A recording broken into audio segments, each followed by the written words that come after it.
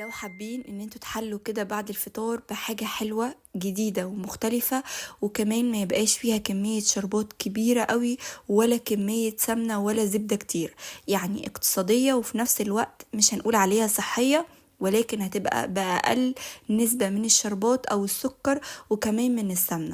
بس الأهم بقى من كل ده إن هي تبقى مقرمشة جواها نوع كده من الكريمة يجنن. هنعمله مع بعض كريمة جديدة كده، ويلا بينا على طول نشوف احنا محتاجين ايه. أول حاجة أنا محتاجة كنافة، تقدروا تستخدموا الباكت على بعضه اللي هو 500 جرام.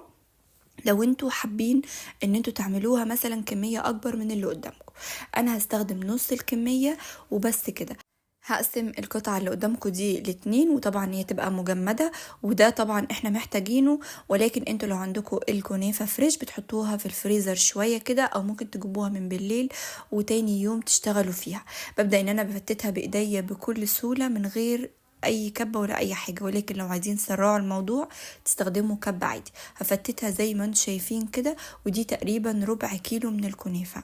الوصفة دي هنسوي فيها الكنافة في الأول، مش هنحط طبقات. احنا قلنا مش عايزين نستخدم كمية سمنة كتير ولا كمان شربات كتير. هدخلها في صينية في الفرن درجة حرارة متوسطة من غير شربات ولا سكر ولا حتى سمنة، وهفضل أقلب فيها رايح جاي كده من وقت للتاني لحد ما تاخد لون متساوي من كل الجهات، وهو ده اللون اللي أنا حباه. طيب ايه الاضافات اللي ممكن نضيفها بعد كده بقى؟ هو اللي هحطه معلقة كبيرة بس من السمنة وبس كده، مش هزود عليها اي حاجة تانية. تقريبا معلقة ونص بس اللي ضفتهم، وكمان معالق مش مليانة. هبدأ ان انا افتت فيها كده وبظهر المعلقة اكسر في السمنة، بحيث ان انا ادخل السمنة في كل كمية الجلاش اللي الكنافة اللي عندي. هنحليها بايه؟ تقدروا تحلوا بالشربات عادي، او لو حابينها صحية تماما ممكن تحلوا بالعسل. انا هاخد معلقتين شربات بالعدد، مش هزود عن كده. انا مش محتاجة طبقات تبقى متماسكة، ولا محتاجة ان انا احطها في صواني واقلبها وتبقى برضو متماسكة. انا عايزاها مفرولة كده من بعضها وتبقى مقرمشة، وفي نفس الوقت تبقى واخدة درجة حرارة يعني حلاوة حلوة. نيجي بقى للكريمة المميزة جدا. انا عندي كوبايتين من اللبن، وعندي كمان معلقتين من الكاسترد اللي هو البودنج، او البنات اللي هنا في ايطاليا اسمه بودينو. هتلاقوه في اي سوبر ماركت في الجزء بتاع الحلويات اللي هي بيبقى موجود فيها الفانيليا والبيكنج باودر وكل الكلام ده. طيب حطيت كوبايتين من اللبن، معلقتين كبار من الكاسترد، وممكن لو مش موجود تحطوا معلقتين من النشا بس كده. حطيت ربع معلقة من القرفة، ودي اختيارية. الاساسي بقى عندي هو كوباية من البلح شايلة منه النوى، ومن قبليها بليلة حط عليه نص كوباية من المية المغلية، وتاني يوم بيبقى بالشكل اللي قدامكم ده. وطبعا اي نوع بلح عندكم تقدروا تضيفوه، ده النوع اللي كان متوفر عندي المرة دي، فهبدأ ان انا اضيفه في الكبة بالمية اللي فيه. ولو حسيتوا ان المية فيها كتير قوي قوي وهتخرب لكم المقدار بتاع اللبن والكاسترد، ممكن تقللوا اللبن المية اللي فيه وتصفوه كده وتضربوا البلح لوحده. اول ما بيتضرب وبيبقى عندي كريمي بالشكل اللي انتوا شايفينه ده، هبدأ ان انا انزله على خليط اللبن والكاسترد والقرفة. هنزل كل الكمية وهقلب على البارد لحد ما كل المكونات اللي عندي تختلط، وهرفعه على النار لحد ما يتماسك، وهيبقى عندكم احلى كريمة بلح تقدروا تستخدموها في اي حاجة. ممكن تستخدموها كوبايات كده لوحدها من غير اي حاجة.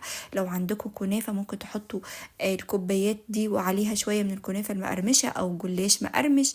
ممكن تعملوا طبقات في كوبايات بين الكريمة دي والجلاش والكنافة، اي حاجة.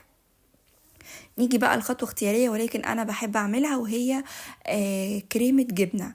اي نوع جبنة كريمي عندكم، وطبعا يعني مش لازم كل الكمية دي. ممكن تعملوا معلقتين 3 بس.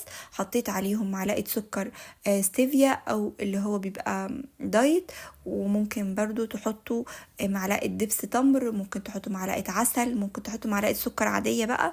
ولكن الهدف من الفيديو ان احنا نقلل استخدام السكر او السمنة يعني بقدر الامكان. حطيت كمان معلقتين من اللبن كده، وهزود براحتي. طول ما انا بضرب واحس ان هي لسه جامده ومحتاجه ان انا ازود لبن هزود لها، مفيش اي مشكله، لحد ما يبقى فيه قوام كده ان انا اقدر انزلها من البيب كده، يعني تديني شكل حلو.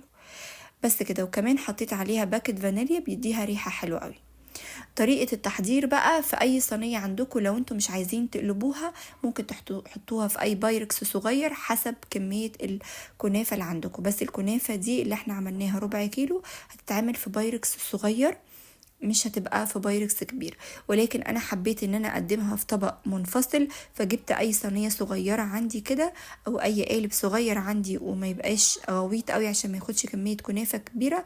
بس كل الهدف اللي انا عايزاه منه ان هو بس يظبط لي شكل الكنافه، بحيث لما اجي اقلبها ما تبقاش مفتته مني، او ما تبقاش يعني ايه، يبقى شكلها منمق كده وشكلها حلو.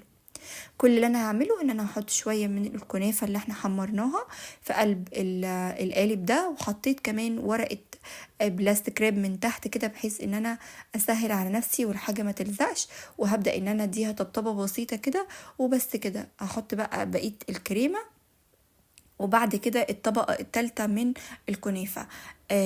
زي ما قلت لكم يعني هي مش هتنزل قالب، يعني يبقى زي ما بنعمل مثلا الكنافة كده في الفرن بتنزل القالب زي ما هي، لأ، هي علشان الكنافة متحمرة اوريدي فمش هتبقى بالشكل المظبوط قوي. انا كل الفكرة ان انا مش عايزة اقدمها في نفس الصينية. وتقدروا كمان تعملوها في كوبايات هتبقى حلوة جدا، طبقة كنافة، طبقة كريمة تمر او معاها شوية من كريمة الجبنة، وبعد كده طبقة كنافة تانية تبقى حلوة قوي. بس كده. حطيت كمان شوية من كريمة التمر، وبراحتكم بقى في الكمية اللي انتوا عاوزينها، عايزين تزودوا عاوزين تقللوا براحتكم خالص. واللي يفيد منكم ممكن تحطوا في الفريزر لو انتوا مش حابين تاكلوها في نفس اليوم مثلا، وتخرجوها تدفوها شوية على النار، وبعد كده تستخدموها اي استخدام انتوا حابينه. حطيت بقى طبقة كريمة البلح اللي احنا عملناها، وهبدأ احط باقي الكنافة اللي عندي على كريمة البلح كده من فوق علشان تغطيلي كل الكريمة، لما اجي اقلبها تبقى شكلها حلو. اول ما هغطي الكنافه هبدا اضغط بقى على الاطراف الاول كده، بحيث ان انا اقفل على الكريمه كده ما تطلعش، ومن فوق ضغطه بسيطه قوي وبس كده بتبقى خلصت. هي بسيطه وسهله، وممكن كمان تستغنوا عن الموضوع ده خالص وتحطوها زي ما قلت لكم في قالب وتاكلوه كده بالمعلقه وخلاص، مش محتاجه ان انتوا تنقلوا في طبق تاني. ولكن انا ببقى حابه شويه شكل التزيين يبقى افضل عشان التصوير. بس كده قفلتها، بس هسيبها شوية لحد ما الكريمة جوه هي لسه دافية، فحبيت ان هي تجمد معايا شوية. حطيتها في التلاجة تقريبا نص ساعة، وبعد كده بقى فتحت عليها البلاستيك ده وجبت طبق التقديم اللي انا هقدم فيه. وكل اللي انا هعمله ان انا هقلبها واشيل القالب اللي انا حطيته فيها.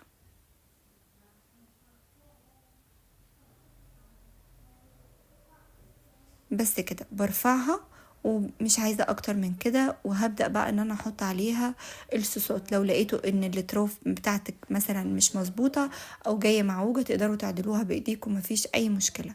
كل اللي انا هعمله دلوقتي ان انا هحط عليها الصوص اللي احنا عملناه، صوص الجبنة اللي احنا عملناه. هبدأ ان انا احطها كده. ممكن كمان لو مش عايزين تعملوا صوص الجبنة وتكتفوا بصوص التمر بس، ممكن تعملوا نفس الحركة بصوص التمر. يعني تحطوا صوص التمر في اي كيس تلاجة او بيبنج، وبعد كده تقطعوه من فوق او من تحت كده قطعة بسيطة، وتنزلوا زي ما انتم شايفين كده خطوط.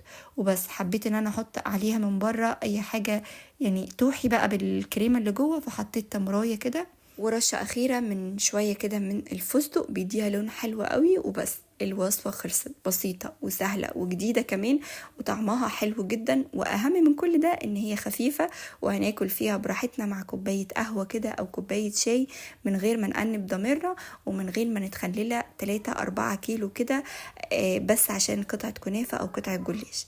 أتمنى الوصفة النهاردة تكون عجبتكم، واتمنى ان انتوا كمان تتشجعوا وتعملوها وتقولوا لي رايكم فيها في الكومنتات تحت، هستناه. وبس كده، نشوفكم ان شاء الله في فيديو جديد عن قريب. مع السلامه.